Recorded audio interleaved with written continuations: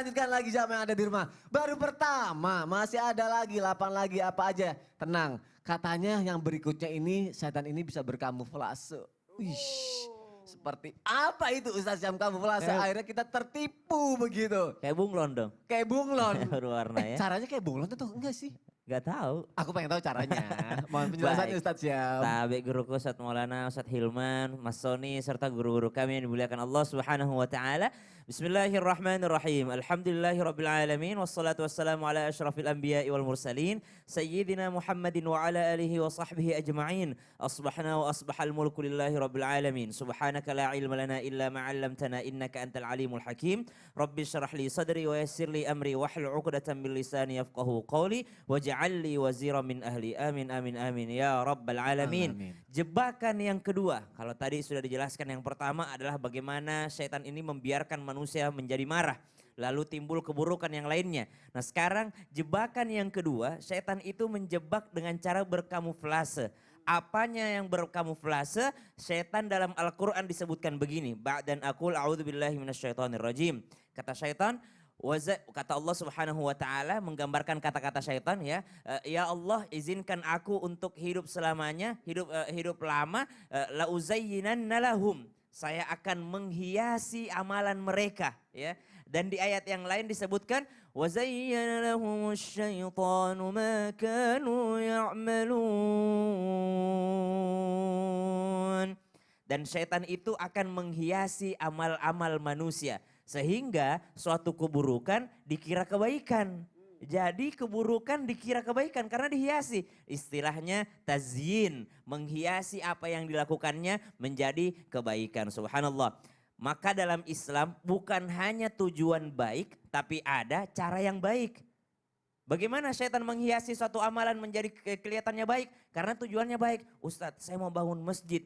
Kenapa mau bangun masjid? Akhirnya dari awal dia bangun masjid, uangnya sendiri. Oh akhirnya setelah karena diharapkan dirinya yang bangun masjid, maka dia sudah tidak peduli lagi uangnya dari mana, tidak peduli lagi. Akhirnya dia korupsi, akhirnya dia mencuri. Kemudian dia tidak peduli lagi dengan zakatnya karena dia ingin dikatakan seorang dermawan. Akhirnya dia tidak peduli lagi dari mana uangnya, yang penting saya adalah seorang dermawan.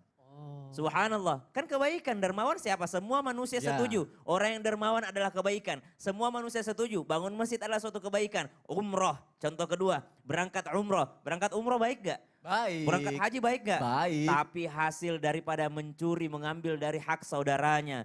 Dia ambil tanah orang, lalu dia jual tanah orang, subhanallah. Lalu dia berangkat haji. Maka ternyata syaitan menghiasi, udahlah kan haji ini tujuannya. Padahal subhanallah itu adalah keburukan. Jadi dalam Islam yang pertama, bukan hanya tujuan yang baik, tapi harus dilakukan dengan cara yang baik. Maka para sahabat ketika Nabi masih ada, mereka tuh kalau mau berbuat baik pasti ke Nabi dulu gitu.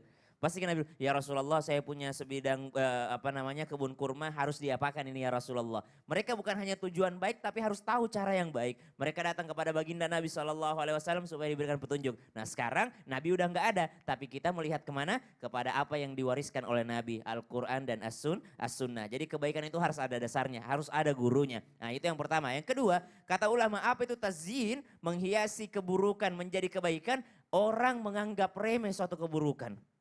Akhirnya manusia akan menganggap remeh keburukan itu karena dia bilang, ayolah tujuannya baik ini. Enggak lah ini dosa kecil ini, ayolah ini biasa ini sudah lumrah terjadi, ini yang lagi tren. Mungkin teman-teman sekalian yang milenial mengatakan, Ustadz gimana nih hukumnya berjilbab tapi rambutnya sedikit kelihatan ada poninya. Oh ya.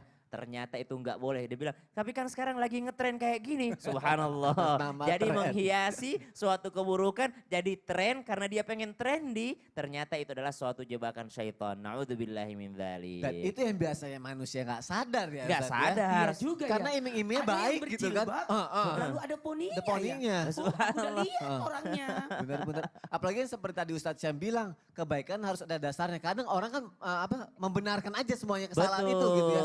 Gak apa-apa kan ini tujuannya ini gitu ya. Ambil Ustadz, ya. hak orang, ntar cucinya katanya pas umroh dibersihin. Aduh ya pas Allah, na'udzubillah. nauzubillahi. Terima kasih Ustadz Syam untuk penjelasannya. Semoga sampai saat ini kita belajar untuk paham. Karena harus ada dasar-dasarnya. Kita belajar lebih dalam lagi ya.